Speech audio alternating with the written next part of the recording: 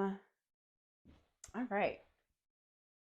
Hi, and welcome back to episode 5 of the Working Ammy podcast. I'm Nora. I'm Maria.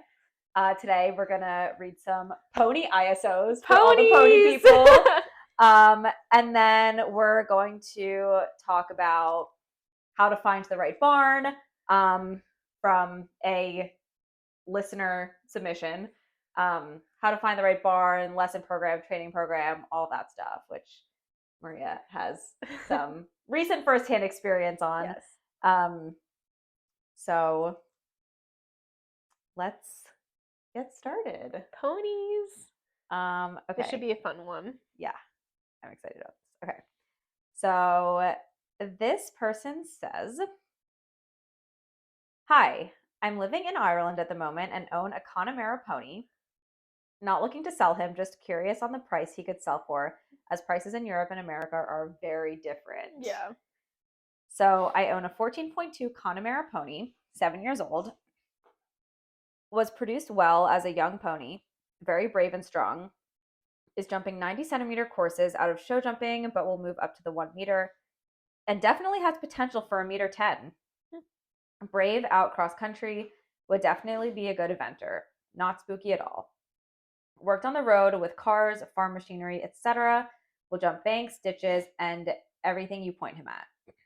He's very kind and has never reared, but might throw a buck if he's fresh. He also has excellent breeding, could do Connemara working hunter, and would place well, but has potential for more. Good to shoe, clip, travel. Just doing this out of curiosity after seeing your TikToks. Ooh, it's international and a pony. Yeah. Did she say anything about value or... No, nothing. Okay. No, she wants to know what he could sell for. What he could sell for here. Here? Yeah. Okay. Here. As we said, we're not... Connemara's, I know, are... I mean, they're one of the more popular breeds internationally that I know. Yeah, we've gotten quite a few, yeah. Over here. 1.10 eventing. If it's good, I think it depends on the route that you go. Yeah. I think generally speaking, the Connemara's are most likely known over here for eventing. Yes. I don't really know of a lot in the hunter world, because if it was hunter, then you'd be able to ask a higher price. If it's eventing, you probably would put the price a little bit lower. So I'm going to assume that it's going the eventing route, in which case... Or like a show jumper, like pony jumper route. Yeah. I would think maybe 30, 35 over here, because someone would have to go over there, purchase it, import it, and then by the time they imported it, I would say you'd probably be around like 20 to 25, and then depending on how long you're going to hold it for, probably in that range. I don't think I would ask more. I think maybe 35. Yeah, I would probably say 35. I definitely think this could be a good, like, low children's jumper pony. Or a pony jumper. I'd probably go the eventing route, honestly. Yeah. Because I know that they're really popular in the eventing world. Like, maybe for a kid or a teenager that wants to do eventing, I think that would be a solid horse to do. And but the horses over there are very brave. If she were to market it, she could go either way. I think she could be like, for the pony jumper, or pony jumper could be a good eventer. I would say 35. 35-ish. 35, 40. Yeah, it's young still. It's 7. It's young. Yes, and I mean the show record. I think the show record would be more of a concern if you were doing the jumping route, than if you were going to go to the eventing route. Honestly, I think in this case, I think you'd get the most bang for your buck, honestly, in eventing, because I think there's more of a market for that type of horse, and that type of breed in the eventing world rather than the pony jumper world. Yeah. Because a lot of the pony jumpers, like the little kids or the teenagers that maybe want this type of horse, want something like a packer at those levels. Yeah. Over here. Granted, there are some gritty kids that'll be like, yeah, I'll go for it. But I think for parents, they're like, I'm not going to put my young kid on a 6 or 7-year-old. Right. Like, I'd rather have something that's been there, done that, and is going to get them around and win. Yeah. So I think eventing, because generally speaking, they're more like gritty. So I think that would be the way I would go for this pony. Yeah. Yeah, I would say so. And around like 35. Yeah. I think that would be like a fair price. Yeah. Agreed. Hi, I just wanted to say to start, I love your videos and I'm always looking out for the next one. Yay. Really curious about what you would price my pony at. She's in her forever home with me, but we're based in England and I'm curious about American prices. Oh, another pony international. Okay. She's a 14.1 Welsh Section DX pony mare. She's around 11 years old, although she is an RSPCA rescue pony, so we don't know her exact age, but that's where her dentist placed her age. She's schooled up to the medium level in dressage and has a half pass, rein back, is improving, and has started changes recently. She has jumped up to 1 meter courses with myself in the past with all types of fillers, and has jumped a single fence at 110 meter and enjoys cross country. She's not the boldest jumper and needs a kind, compassionate rider due to her past. She's ridden bitless, though she can go in a snaffle and double bridle. Also trained bridleless over fences and on the flat, and can be hacked both alone and in company.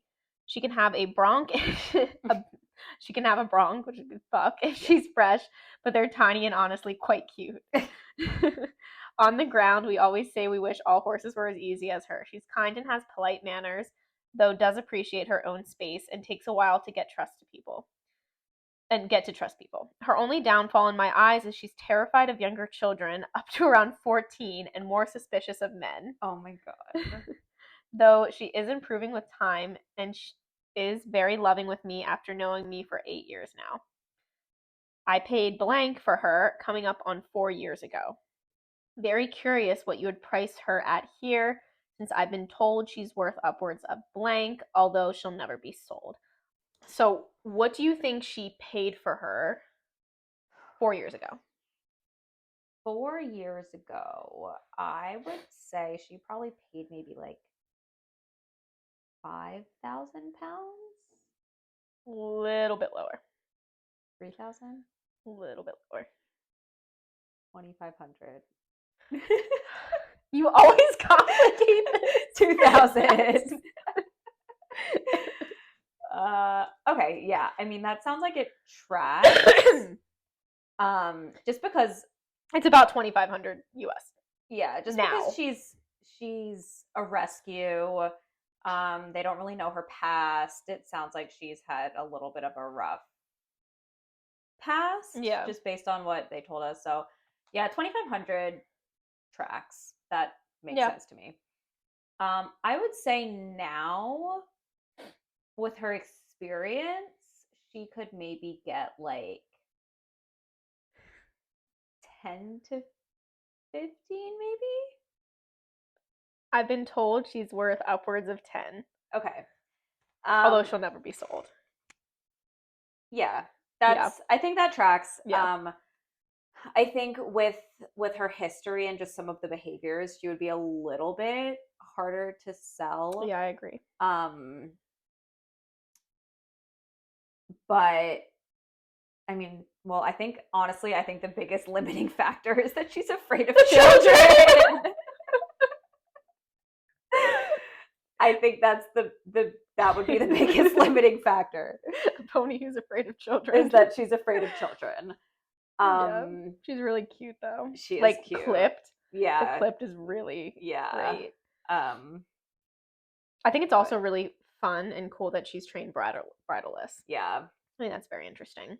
Yeah. Like it sounds like she has at this point gotten some good training and has good experience and is jumping a meter, she said.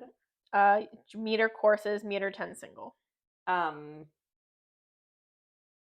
And I mean, based on the pictures, it looks like she has, I mean, we don't have videos, but it looks like she has potentially like nice flat work. Yeah. But yeah, I think 10 is spot on. Yeah, I think 10's fine, especially if you can finish the changes. Like she said, she started her changes. If you could finish them, yeah, then for sure. Yeah. I think that's a fine. I really do think it's funny though, the children. I know. Oh boy. Fun. The subject line of this one is guess the budget for a 34-inch mini. Oh, okay. Hi, I'm obsessed with your videos of guess the budget, but I don't have a hunter or jumper, but instead have a 34-inch driving / all-around mare that I'd love for you to guess on. Oh boy, this is a challenge. Okay. We've only done one of these before. Yeah. PSA, most horses in the mini / Shetland world go for between blank and blank. Okay. Depending on the horse's training and whatnot. So I'm not going to give you the range because I want you to guess. I'm going to guess the range. Is it in the US? Yes. Okay. 12-year-old registered 34-inch chestnut paint miniature horse. Oh my gosh. Paint. You Shown got me. At the A Circuit, ASPC / AMHR shows for multiple years in the country, pleasure, and roadster driving classes, as well as hunter and jumper in hand. Oh, this is what the other mini that we was doing. Yep. Oh, I can't remember what the other one was priced at though.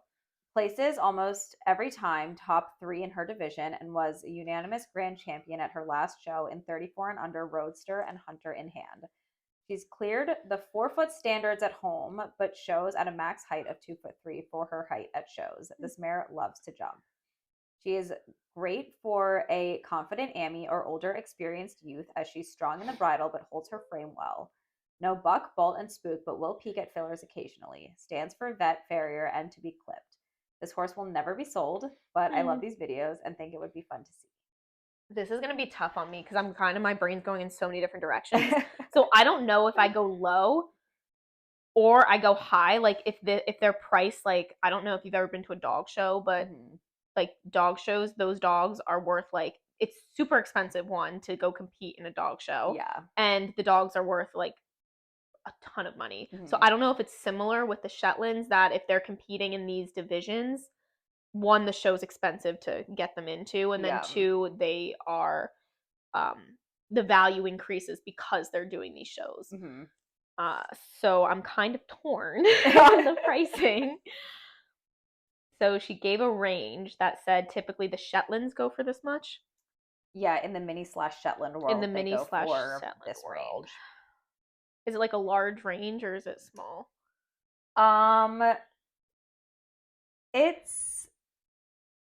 It's kind of a big range. Kind of a big range for like where the dollar amounts are. The dollar amounts. Okay. All right, I'm gonna go big then, because then maybe I can get in between somewhere and be right. Is it like 10 to 25? No, it's less than that. It's less? Is it 10? Is it 5 to 15? Sort of. The top of the range, well, what's the top of the range? Is it close to 15? No, it's less. It's less. Is it 10? A little bit less. Oh, really? Yeah. Oh, that's so interesting. Okay. Is it 2 to 8? Very, very, very, very close. Is it 2,500 to 8? It's 1,500 to 7,500. 1,500 to 75. Okay, I had to go down $1,000. Okay. So that's good to know then that it's not like dog shows for those. So it's considerably lower. Yeah. Interesting. Actually, I think the one that we read was, I think we placed her at 2,500. I think, right? I think so, yeah. Okay. Interesting. Yeah. Go to one of those shows and see. So where would you put this one in that range, do you think? We don't know a lot about the mini in hand. I mean, clearly, I said 10 to 25. Stuff. I won't say that again, but honestly, I'd probably put her at the top, like near the top of that range. I think it's great that she can drive and she can do the in hand, and she's very pretty. Yeah, she's so I think that always, I mean, paints in my mind always go for more because I love my colored horses. But I think because she's dual, I think she's worth more. Like the other one that we read only did the in hand, because it didn't like the driving, and she was at the lower end of that. So I'm gonna put her at the higher end of that. Maybe like, what was the top range? 7,500. Yeah, maybe like 7. Yeah, 7,500. That's what I would say. Yeah. I don't know. Many people Let us know. let us know. We don't really. This is only the second one we've got. Yeah. For this. Very interesting discipline. though. Yeah. Now we'll know. So Yeah. any mini people, send us your minis. Okay. Hi girls, I love watching your videos. They're so entertaining, so I thought I would ask you guys what you think this mare is worth. She is definitely once in a lifetime and will never be for sale, but just curious.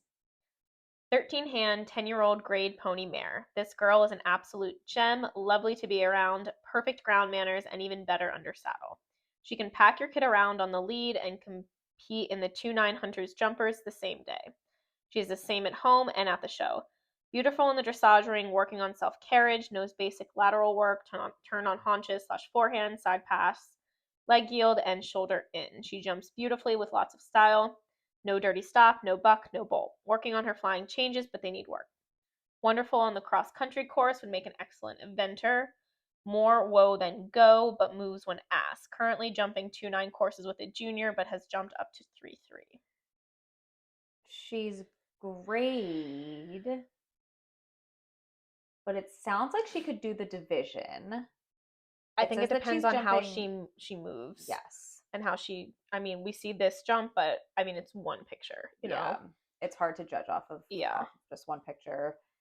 Like, it sounds like she could be a division pony. They say that she's jumping 2-9. The medium division is 2-6. Actually, yes, yeah, it is. The medium pony hunters is 2'6". I mean, I think the only thing that some people might find undesirable is the fact that she doesn't have like registered breeding. I think the lead changes. I think that. Oh, does she not have lead changes? They said she's working on her flying changes, but they need work. Oh, okay. I missed that part. Yeah. Yeah. Especially if, I mean, as a pony, really, you would be advertising this to children. Yeah. Especially since she's small. Well, she's a medium pony, but yeah. she's probably going to be too small for like an older kid to ride. I don't know. She kind of looks big barreled. Yeah, that's true. She does. She looks big barreled. And if she were to do like the green pony hunters, I don't know if I would advertise her as a hunter though, especially if she is, even if she's working on her flying changes. She's 10. They need work. Yeah. I think the eventing route might be the better option because it looks like she has all the bells and whistles for dressage. Mm-hmm. Plus, she's brave. She's great on the cross country course. Yeah. And if she jumps, like, I think that would be very desirable for someone, a kid, wanting to do and get into the eventing world. Yeah. Yeah, that's true. I would maybe put her at like 15. I think I would also put her at 15. Yeah. Yeah. I mean, it's kind of hard for me because we obviously read descriptions and everyone thinks their horse is like the best. So right, I'm reading this. Yeah, I'm reading this and I'm like, wow, this sounds like a perfect horse aside from like she's working on the lead changes. Mm-hmm. But then a part of me in the back of my head is like, is there something that's not right with this horse? Like, is it, you know what I mean? Yeah. Is there, like, there has to be something off or not off, but it just seems too good to be true. Yeah. There. That's what I'm saying. It seems too good to be true that this horse is just so good aside from the lead changes, which is getting worked on. So based on the description, I think the 15 would be, I think she would be able to find someone. Yeah, I definitely think 15, especially if you're going the eventing route. Those are typically, lower budget. And then, without the lead change, which in dressage would be fine because I think at the lower levels, they don't. I think it's simple changes. Yeah. Simple changes. And then if you're going to do dressage work with that, like with her, then you can work on them. Yeah. But yeah, I think eventing would be the go-to route for this this pony. Yeah, even like the jumpers, or even like if someone didn't even want to compete, like just like school. I think this could also be a great like IHSA, IEA school horse type situation. Technically too small for IHSA, but IEA. For 13 IEA. 'Cause I think IHSA needs to at least Is it it 14.2? technically needs to at least be a large. Okay. Even though there were definitely ponies It is that we yeah. wrote at IHSA that were For not sure. larges. For sure.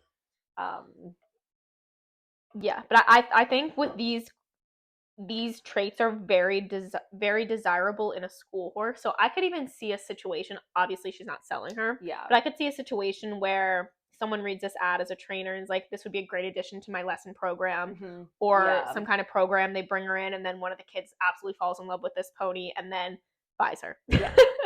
So yeah, I would say 15. I would say 15, and then maybe 20, depending on if it's actually as she's as great as she sounds. Yeah. But without the lead change, I think 15. Solid. Yeah. Okay. Yeah. Oh, there's marshmallows. Oh yeah, I put marshmallows in there. They were hiding in the foam. So this is a 2-for-1. One is a pony and one is a horse. Oh, okay. So okay, that's fine. Well, honorary pony. Yeah. So the subject line is pony price and horse ISO. Okay. She says, "Hi, I currently own a pony and I've outgrown her, so I was curious what you think I could get for selling her, and guess how much I bought for her." Okay. Oh, it's a 2. Or bought her for. Okay. She's currently going out for a lease right now, but I might sell her in the future. And I just bought a horse. I would like for you guys to guess how much I bought him for based off of her ISO ad. Okay. You're gonna do it one at a time. Yes, we'll do the pony first. Okay. Starting off with the pony.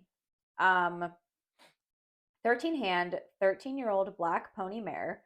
We were told she was a Shetland cross, but we don't know.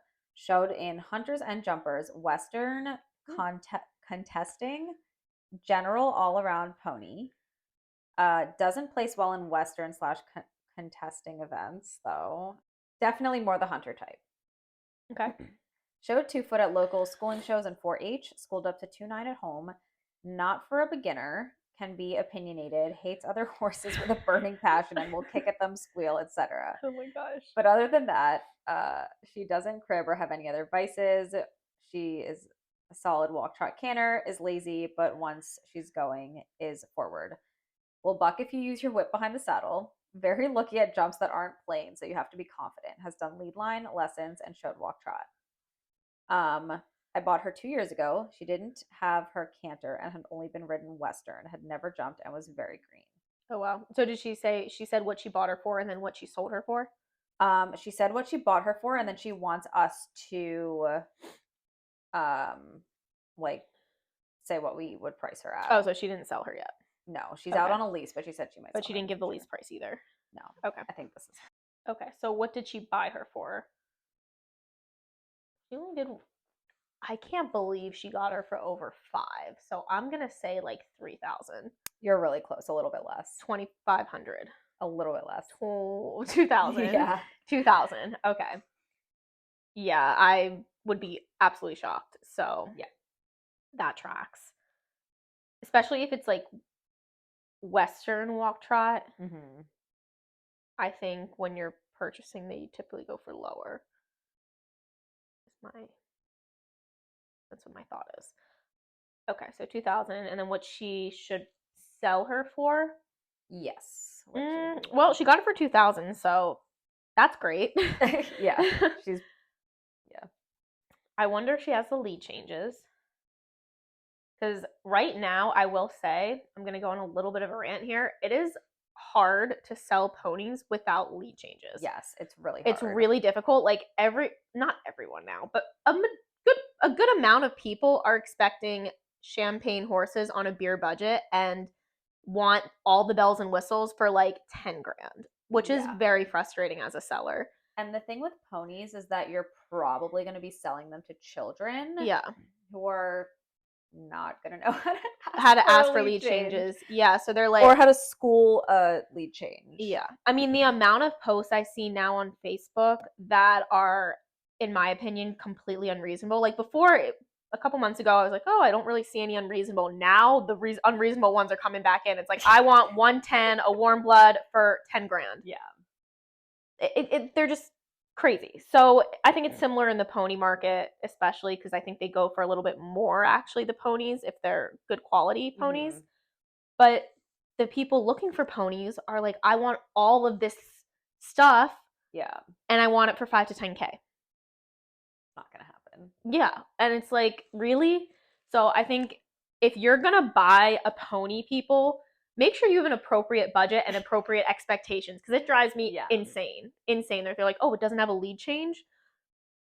No, that's why it's priced like at 10K. If it had a lead change, it would be priced at 20 or 25K. Like, done. Okay, so I'm done my rant.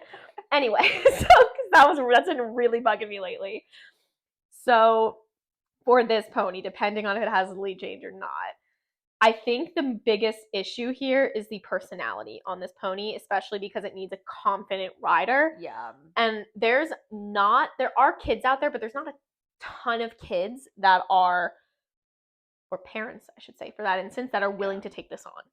Because as a parent, especially if you have like a tiny child, you're very, like, that motherly instinct kind of comes on you, that parental instinct. Like, I don't want my child to be on a horse that is spooky and looks at things and requires a confident rider. So it's hard to other find horses with a burning and hates passion. other horses. Yeah, it just makes it a little bit difficult, and it really narrows your pool.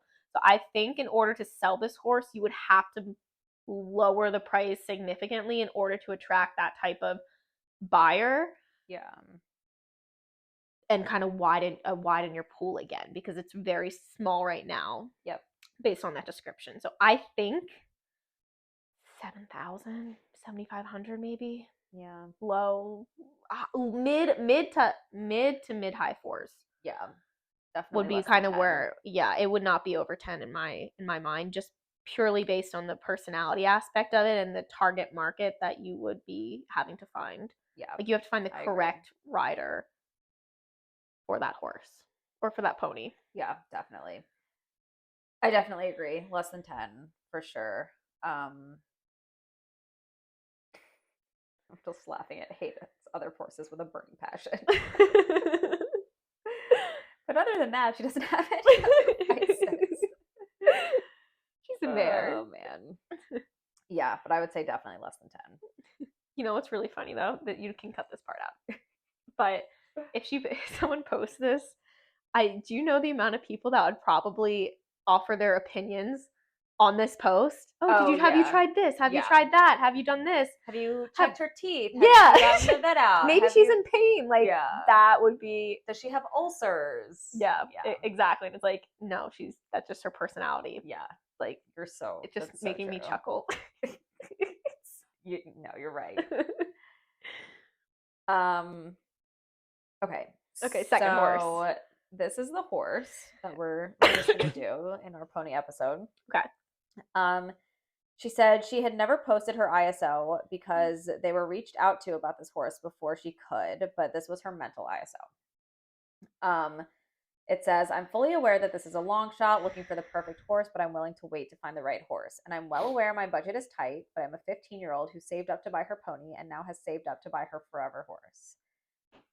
15 plus hands, the taller the better, as I'm all legs. Mare preferably, but open to geldings. 3 to 10 years old. Wouldn't be opposed to a little older for the right horse.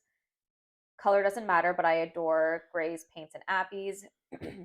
Preferably started over fences, or if you think it has the will to jump and I can jump it when I try it to see if it's willing to learn. Good brain is a plus. Green/project is okay, just nothing dangerous. I brought up my pony from only doing trails, and I will be working with a trainer in a program, preferably an AQHA or appendix. Sound and clean vet records. I have seen something, though. I've seen this post actually quite a bit, that the AQHAs and the appendix are actually kind of hard to find now. Really? People are having difficulty finding them. Yeah, I've seen quite a few on there about not being able to. There's not a lot of inventory, I guess. What do you think her budget was? And then I'll read what she got. I think her budget, again, I'm torn because, so she said she's 15 and she saved up. Yeah. I'm wondering if she actually bought the horse or her parents bought the horse. If she bought the horse, then I think it has to be under 10. If her parents bought the horse, it could be over 10. Well, let's say that she bought the horse because it says that she saved up to buy her pony and now has saved up to buy her forever horse. Okay. maybe, because I'm going back and forth between numbers. Maybe 6,000, Less. 5,000, Less. less. Yeah. Was it 3,500? A little bit less. 3,000. Yeah. 3,000. Oh boy, wow. And it was recent. Yeah. Ooh, okay. I'm excited to hear what you got. Yeah. Do you want to hear what you for got? 3,000? Ooh. Chestnut Arabian Quarter Horse Cross. 12-year-old gelding, 15 hands. So, oh, she did say 15 plus hands. So right at the cutoff for height. Green still, but I did take him over jumps and he was very willing. Super floaty trot, walk, trot, canter, sticky with his left lead, stops on a dime, very forward and will most likely excel in jumpers.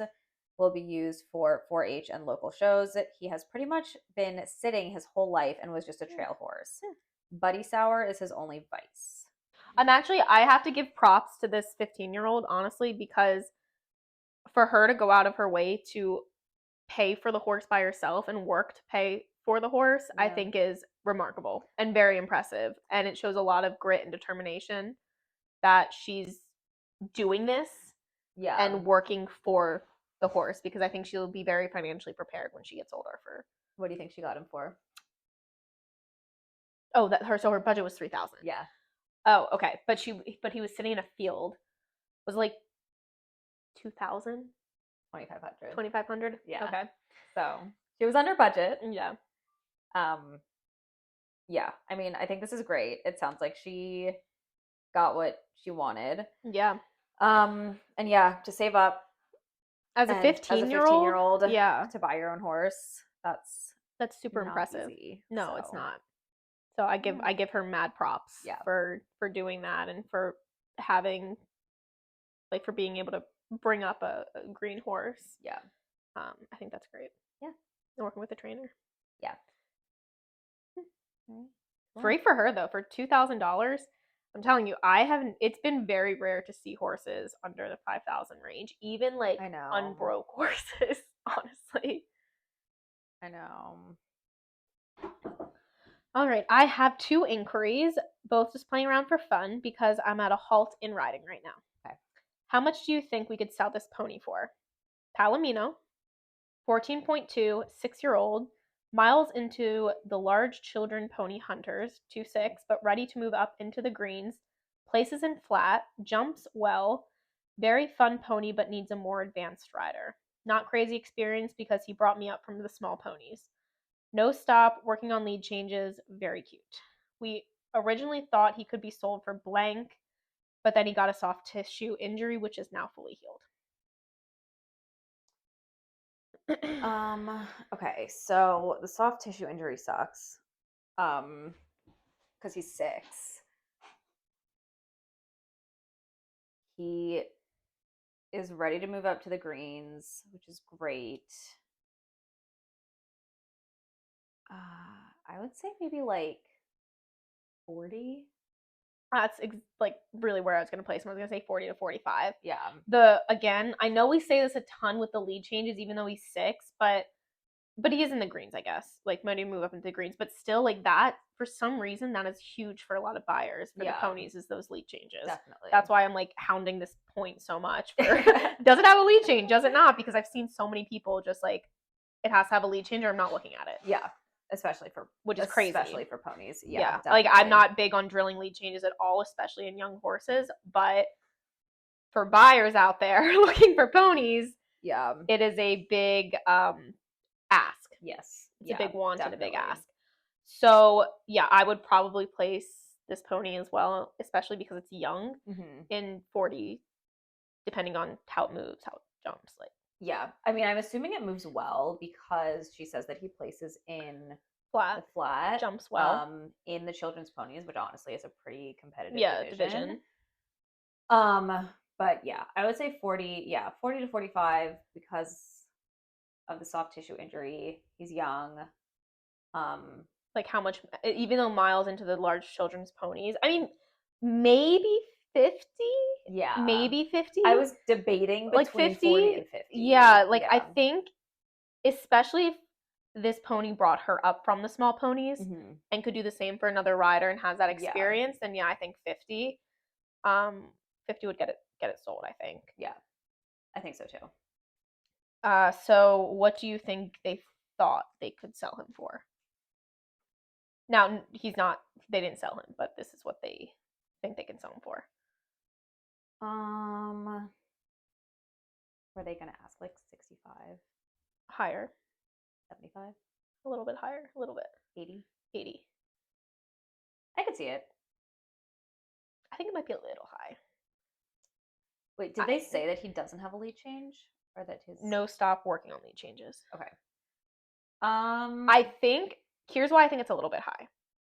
Granted, obviously I'm not very well versed in the pony market aspect of things, but I think for 80K, you can find very comparable ponies that have lead changes for 80K. Maybe. I think you could. I think it depends on what you'd consider comparable, because I feel like there are, like, it depends on, you know, how, we always say how fancy it is, how it moves, how it jumps. And like there are ponies that can do all of this stuff. Yeah. But might not be as nice or fancy. So I do think it depends, especially because the pony market is like so insane. Yeah, it is crazy. 80 might be a little high for a pony that doesn't have a solid lead change. It's 6 too, keep in mind. Like, 6, I'm wondering how extensive the show record is on it. Right. If it has a really extensive show record, then okay, maybe I can see 80. Yeah. Like working on lead changes. The other reason why I'm like on the fence about being able to find something comparable is if you're looking for something older that has experience, you're going to be looking at the 6 figures. Yeah, for sure. Yeah, I would still say maybe like 70. 80 might be a little bit high. I think 80's maybe a little high. I don't know. I'm sure the pony people out there will tell us that 80 is like and there's right on target. There's no pictures. Yeah, I wish there were some videos. Yeah. But I mean, I don't know. Maybe the pony can go for 80K. Yeah. But I think a more appropriate for it might be like maybe 60, 65. If you're going to ask 80, maybe lower that a little bit to get it sold. I think if it has a lead change, then yes, you can ask for 80. Yeah, I think so too. But then I feel like that would have been pre-soft tissue injury. I think. Oh, it does. Yeah, it does have the soft injury. That's why I would have put it lower, closer to like 50. Yeah, because that's something that, especially if someone does a PPE, which they're likely going to. Oh, for sure. Like for this, 80K, absolutely. That's going to be something that they're gonna flag, or if it doesn't show up on a PPE, which it probably will, but if it doesn't, that's still something that should be disclosed. You have to disclose information, I think, legally. If you know it, you have to do it to the buyer, because they can come back if that's an issue later on and be like, you didn't tell me this, but you knew about it, and then you end up in court, and so that's going to come out eventually, and that's why I would place it a little bit lower. But yeah, but I think in the midish range, mid high, I think anywhere in that range could be where this pony falls. Yeah, I agree. Okay, so then that was a pony, and then this is a ISO. Oh, it's another 2 for 1. This is a horse. So got the horses and the ponies. Okay, ISO, but not really. Because she's out of halt for riding right now. Okay, 16 to 16, 3 hands, 3 to 3, 6, Eck, maybe hunters, no stop, no thoroughbreds, only warm bloods. I don't mind on color, can be a horse that needs more training. Budget is however we...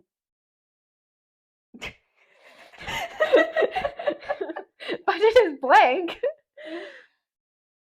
Must have miles at A shows.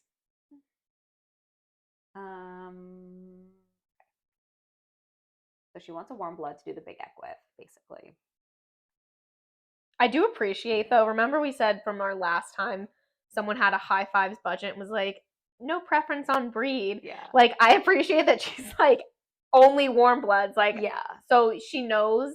She knows what she wants. Yeah, she knows what she wants. She knows Definitely. what she can get. Like, because I feel like a lot of the time we've talked about this before, where people say no preference on breed, but then they still like have a specific thing in mind that they want. Or their budget's like 100K, and it's like, I don't care what I get, and it's like, but you do, and you should. It's like if you have a 100K budget and you really don't care what you end up with, that's one thing.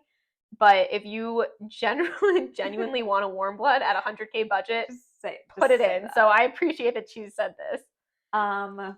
This is a reasonable ask for me. Like just when she's saying only warm bloods and the 3 to 3.6 EC. Yeah. Must have miles at A shows. Okay. I would say to get something decent, you're gonna want to get a horse that has miles at A shows. To do the 3.6 is a warm blood. And to get something decent, you'd want to be in like the mid fives at least. So give me a I'm gonna say minimum budget would be like 50. 50? Okay. So her budget is however much we sell the pony for. Okay. Plus, she said add 80K to that budget though. So whatever she sells, this is when I was reading it. So it's whatever she sells the pony for plus 80K. Oh, okay. I mean, 80K in and of itself is a good budget. Yeah, for sure. So say she sells the pony for 50. Yeah. Plus 80K is 130. Yeah. That's a good budget. Like, so you can get a good anywhere from like 50 to 80K you sell that horse, that pony for, you're getting 130. So 130 to 160. Yeah, I think that is a very solid. And she said a horse that needs more training too. It just must have miles at A shows. I don't think you're gonna have to get a horse that needs more training. I don't think so either. I think you can get an experienced. Yeah, for sure. I think this is very reasonable. Oh yeah, absolutely. And I think if you get out of your halt in riding, I think you can definitely find something that will fit your wants. Yeah, definitely. But if you do end up selling the pony, let us know, because I am very curious as to what you end up selling the pony for. Email us and we'll put it in our horse hunters. Where are they now? I love it. Okay, so that's it for ISOs for today. Aww. But we got a comment on our last episode on YouTube. So again, if you have suggestions for discussion topics, you can email us. You can comment on any of my TikToks. You can comment on YouTube. We're very open to suggestions and making this like as fun as possible for you guys. So let us know what you want. So this person says, would love an episode where you talk about how to find the right barn, from just trying to get back into lessons through looking for the right boarding and training program.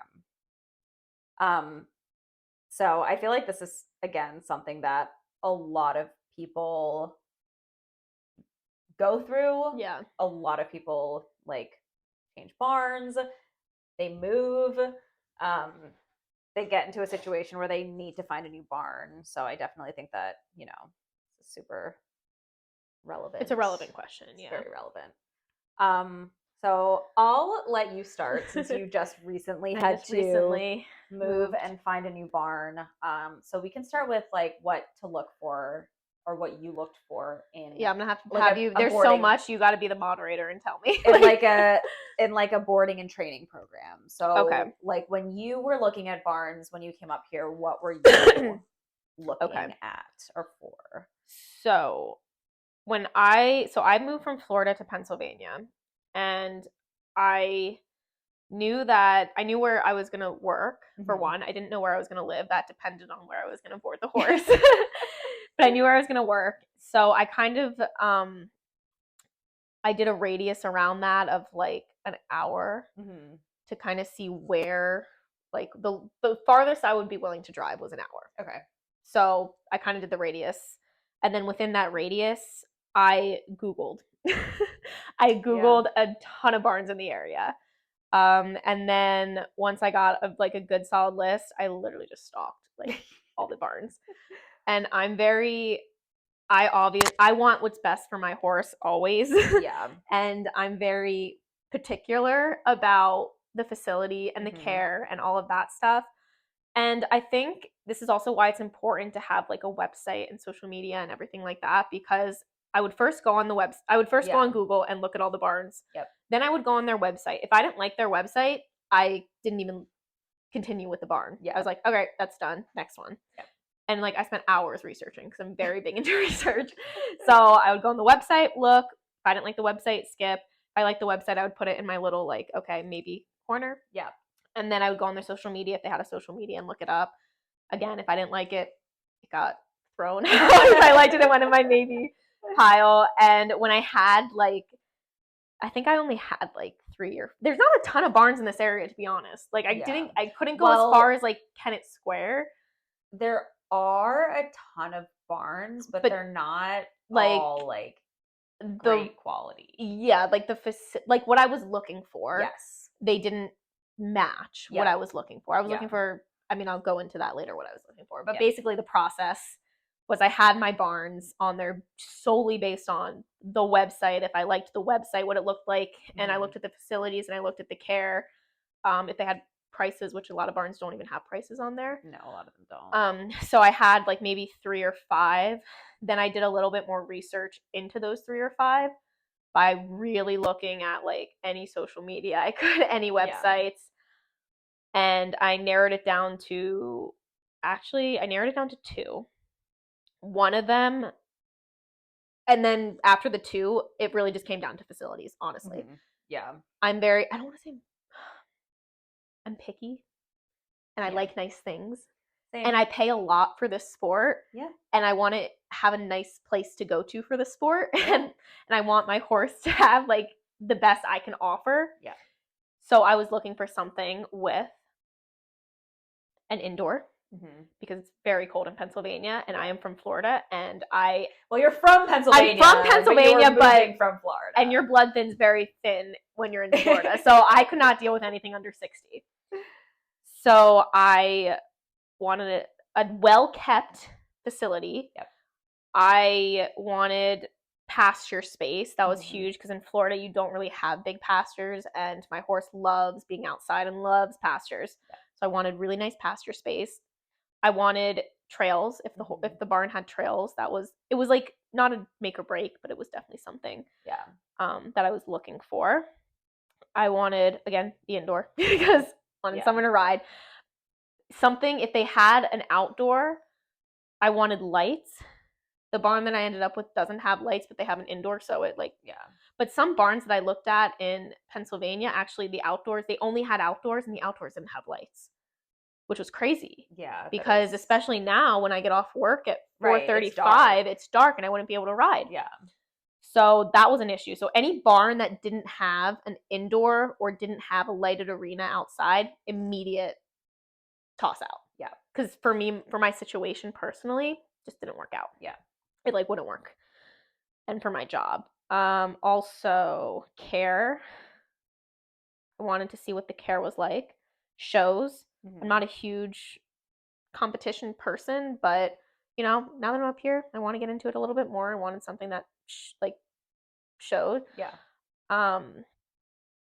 And what else? I mean, this is something that you can't really say ahead of time, but like the feel of the barn, the culture, the environment. I know I'm like kind of ranting going over. I maybe should have like wrote this out first, but the culture I think is super important for the barn and can really make or break your experience. Like Definitely. Forgetting about the facilities and all that other stuff, but I think the way that the barn makes you feel when you go there, like, you know immediately, like, I'm gonna fit in here and this is great, or I feel very uneasy and uncomfortable and this is not the place for me. Like, you get that immediate feeling. So I think it's very important when you're looking at barns to go and visit the barn, which I did do. I visited only one barn because the other ones I crossed out on my list. So I was like, this is the barn I want to, like, I want to essentially, like, have him boarded at this barn. So I went to visit a couple months before I moved, and I really liked the feel of it. The care was great. The way that they did their process from like inquiry to visit to the tour essentially was very well done. So it was like they were on top of their shit, basically. So that made me feel like I wouldn't have an issue. You know, like with the care or anything like that. Like everyone, it ran like clockwork, which it does. So yeah, I ended up going to that barn and I am still there. Yeah, I think something that's important when looking for a barn is determining what is important to you. Yeah, I mean, I feel like you should have started this because I literally went on a tangent. Like a rant, like throwing everything out there. Like, I think before you even start looking at barns, you should determine, like, here's what, in an ideal world, here are all of the things that I would want in a barn. And then go through the process and, you know, look at all the barns in the area, look at what their facility looks like, what their potential turnout situation looks like, what maybe lesson programs look like, and then start crossing them off if they don't meet your boxes. And I feel like also when you're looking at barns, you should have some things, you might have to compromise with the things on your list. Actually, let me look, because I did write out actually an ISO for barns. I wonder if I still have it on here. I swear. When did I move? Yeah, your barn has a good website. I'm on the website right now. Yeah, so for all barn owners out there, your website matters. Like, take care in your website. If you, like, it's not that expensive to make a good website.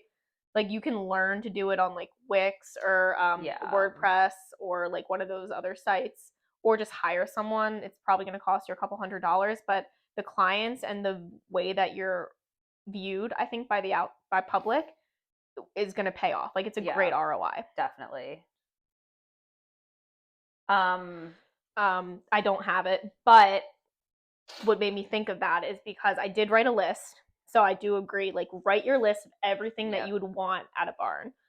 And one of mine was actually something that was dog friendly, because I brought my dog to the barn like all the time in Florida. Like, she was always there. She was a barn dog.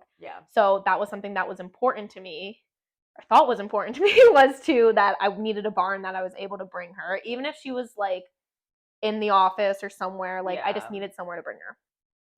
And this barn does not allow outside dogs. So that for me was a compromise that I had to do. But it worked out fine, because with the way my schedule works now, and like, I don't want her there anyway because I'm focused there on the horse and I don't have to worry about her. So it did end up working out, but that was something at the time that I didn't think I was willing to compromise on, and I did. That was definitely something. Another thing is the service. I wasn't looking for something that was like, they groom the horse for you or he was ready. Like, that did not even cross my mind, because I was so hands-on in Florida. And this barn does offer that. It's included in the board. And I like it. I like it. I like going to the barn and he's there. It's just way more convenient for me, especially when I'm crazy busy at work, or I'm leaving from work to go there and he's ready. It's just something that I didn't think I wanted. Definitely. And it worked out. What would you say are some questions you should ask when you go to visit a barn before you decide to go there? How much is it? Yeah. Honestly, I would ask, because this barn I actually really appreciate. They have all their prices on the website. That's I nice. think they are super transparent about everything. Like they have all the like the trailering costs to all the shows that they send you. They have all of like everything basically financial that you would need to know, which I'm obviously financial. I like my budgeting. So this for me is like, oh, like I can do it all. I don't have to go out and try to like find things. It's there. And they're very open and transparent about it, which I love. So find a barn that if you ask, they're like, yes, this is the cost. Yeah, very straightforward. Very straightforward, very transparent.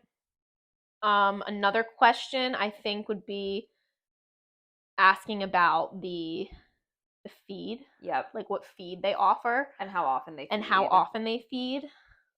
The farrier, if do they use a particular farrier. And the vet. Some barns, like this barn, uses a particular farrier and vet. And you can't bring outside you can't farrier bring vets. Farrier vet. Yeah, so that could be a turn off for a lot of people. I also think that you should ask, I mean, you were interested in turnout. I think asking about the turnout situation is important. For sure. Especially because, you know, some barns don't turn the horses out for that long. Yeah. And or like whether your horse is going to get group turnout, private turnout. I think asking, I don't know, maybe even about like lesson schedule, like will you be doing group lessons? Will you be doing private lessons? If you would rather do private lessons, is that an option? Yeah. And I will say the lesson, that was another compromise because I'm used to going to the barn whenever. Yeah. Like showing up and being able to like ride and whatnot. But at this barn, which I do like, they have a sign-up sheet that essentially goes out on Monday because the barn's closed. You sign up for your time, and then that's when you show up for the week. But it is flexible. So like, I didn't think that it would fit with my schedule because my schedule changes so much. But if I'm not going to show up at that time, I just cancel and then put it in for another time. So that was something that the flexibility aspect of it was something that I had to compromise on. Again, turned out great. No complaints. But I think the barn hours are something that you also have to ask about. Yeah, definitely. Ask when they open. Yep. When they close. When's an appropriate time? Like, do you have 7 a.m.? Like, I would ride at 6 a.m. Right. In Florida. Yeah. The earliest lesson's 8:30 here. When's your latest lesson? Like, when can I come ride? Yeah. When's in, like, how do I contact? Like, who do I contact for things? And, like, what are the hours for contacting? Yeah. If I have a problem with the horse or I, like, who am I texting or who am I calling? Do you prefer text? Do you prefer call? Do you prefer email? One of the questions that I asked when I went there was, tell me about a typical, this is like a job interview, I swear. It kind of is. Yeah. Tell me about a typical day here. Yeah. Like, when you get here, when do you feed? When do the horses go out? What does the lesson schedule look like? And have them kind of walk you through what that day looks like. Yeah. So I think that's just good to know. Yeah, definitely. Also the communication aspect of it. Like, are they good communicators? When you message someone or email someone, do they get back to you at an appropriate time? Or does it take like days for them to get back to you? Yeah. I think that's something to look out for.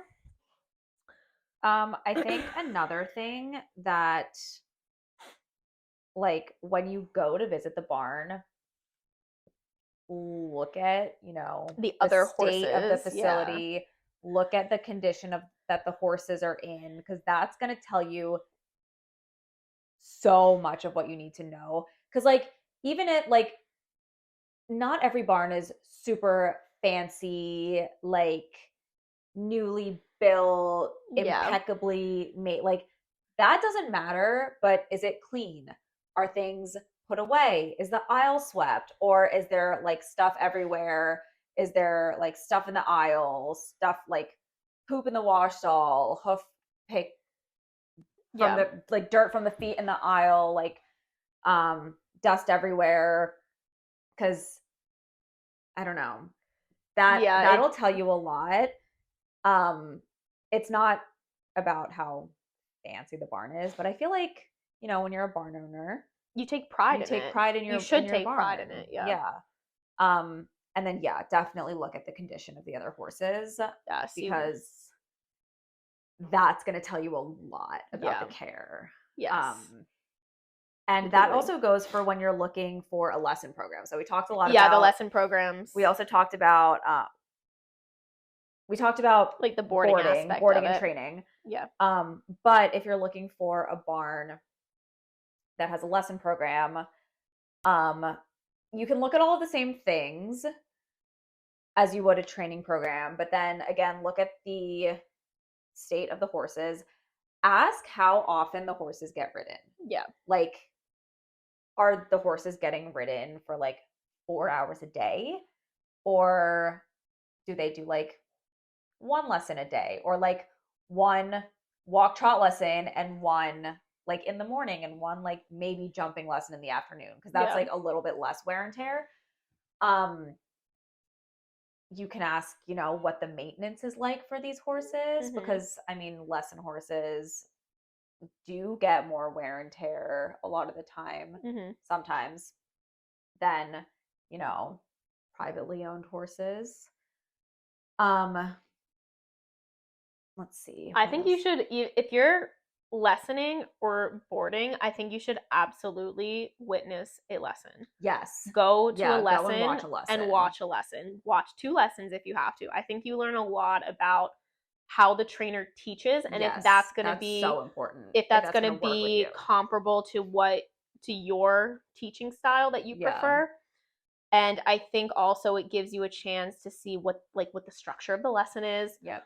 The other riders, you can get introduced to the other riders and how they act, and if you're going to be able to fit in with kind of that culture. Yeah. Because I think something that we do have to touch on is like the culture of the barn, which is absolutely huge. I think that's actually the number one thing I would pick, even over a facility, honestly. Yeah. Is maybe number 2 thing behind the care. Maybe care first and then culture. Because you're right. Sometimes you can just like deal with it. Yeah. I think we talked about this. I don't know if it was on previous podcast that we did. Yeah. Maybe we did. I know we talked about it episodes ago. I don't know if we were recording it when we talked, but the care first, but then how the barn makes you feel, because for a lot of people, the barn is their happy place. Yeah. That's where they go to escape everything and to just have a good time. And if you're going to a place that makes you feel continuously uncomfortable or nervous or anxious, or you're getting, we read a submission last week where someone was saying they were getting like bullied, like getting talked about from other riders, and like that's not a conducive environment for you personally or mentally, emotionally, and then it also translates to your horse and how you ride. So I think kind of noticing kind of the culture and how people interact is very like important. Like, be aware of that. Yeah, definitely. Yeah, seeing if you can sit in and watch a lesson is definitely important. Yeah. Because I mean, like, I know that I wouldn't be able to ride with a trainer who would be like constantly screaming at me or something. And if this is easier for a lesson barn that like if you're trying to find a place to take lessons than if you're trying to find a place to board. But if you go and take a lesson or 2 and then you're like, this isn't for me, keep looking. I also feel like, I don't know, this might not work everywhere, but if you are looking for a boarding program, you could maybe see if they could offer you a lesson on a different horse. Yeah, maybe they have like some of the boarding barns do have like lesson programs as well. Yeah. Some don't, but some do. Yeah. To see, I think taking a lesson is great, but if you can't, definitely watching a lesson, because I think you can get just as much, honestly, from watching a lesson that you could being in a lesson. Yeah. And yeah, again, and even with boarding and training, like it's a little bit harder to get out of a contract than to just be like, this isn't working for me, so I'm just gonna not come back. Like, you can't really do that. Read the contract. Yeah, that's really important before, like, even though it seems a lot, like, fine print. If they have barn rules, read those. Yeah. If they have a contract, read that. You'll learn a lot.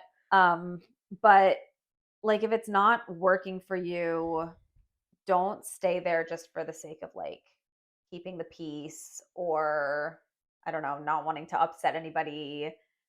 Like, it's fine to move on. Yeah. You have to find the best fit for you. Yeah. And the best fit, like, for you might not be the best fit for me. And Right. it's just like, I mean, we ride at different barns now. Yeah.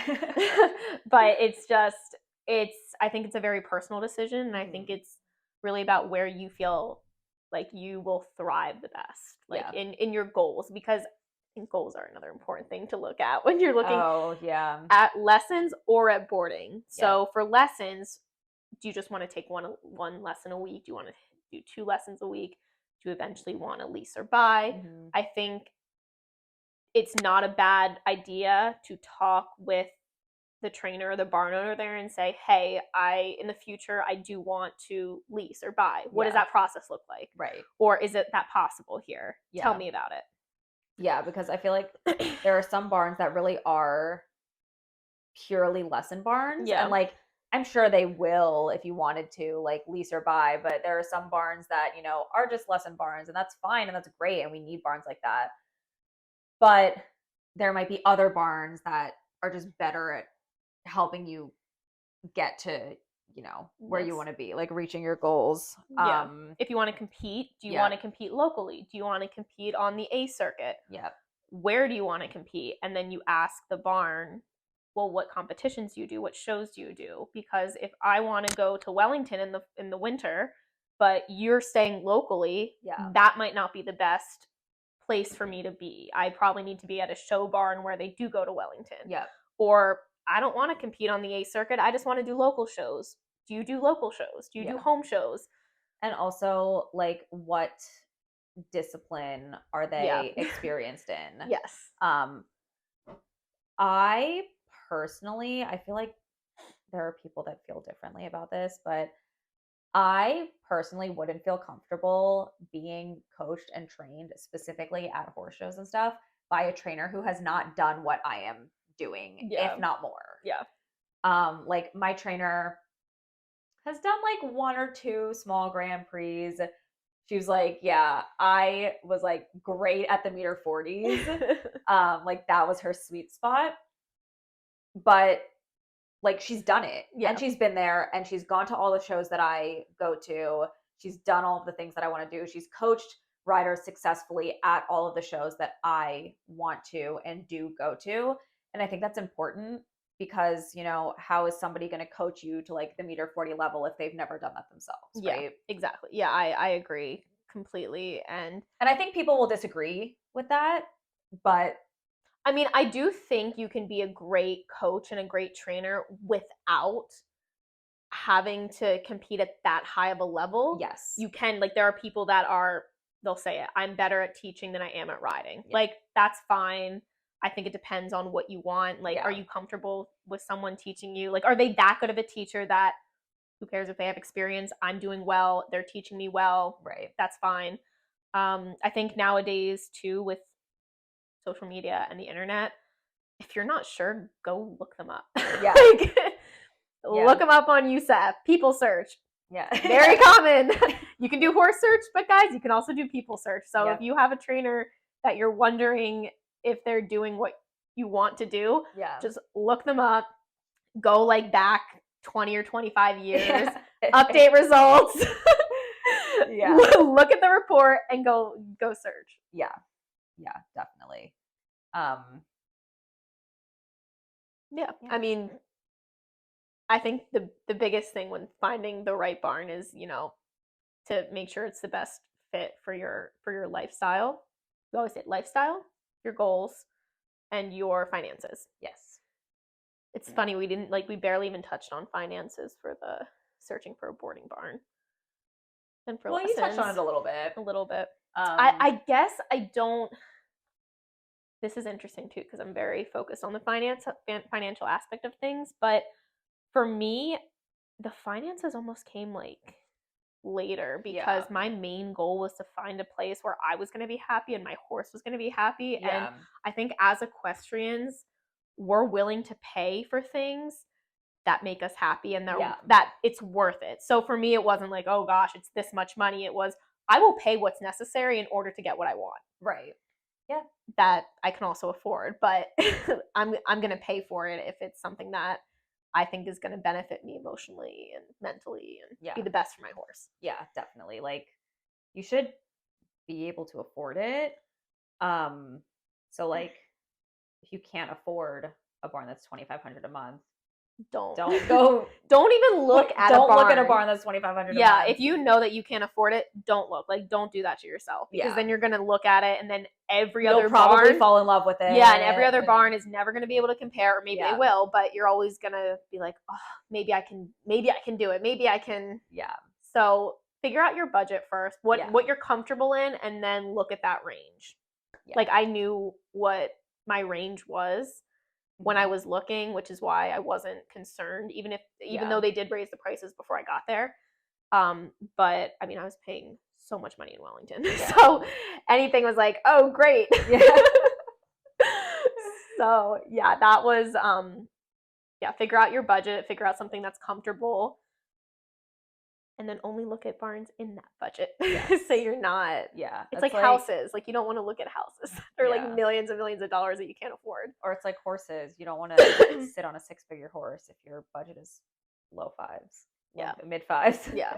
Yeah. Because then nothing will be able to reach that. And you're always going to have that comparison in your head. Yeah. But but definitely lots of things to consider when looking for barns, whether it's lesson programs or training and boarding programs. But yeah, also we said this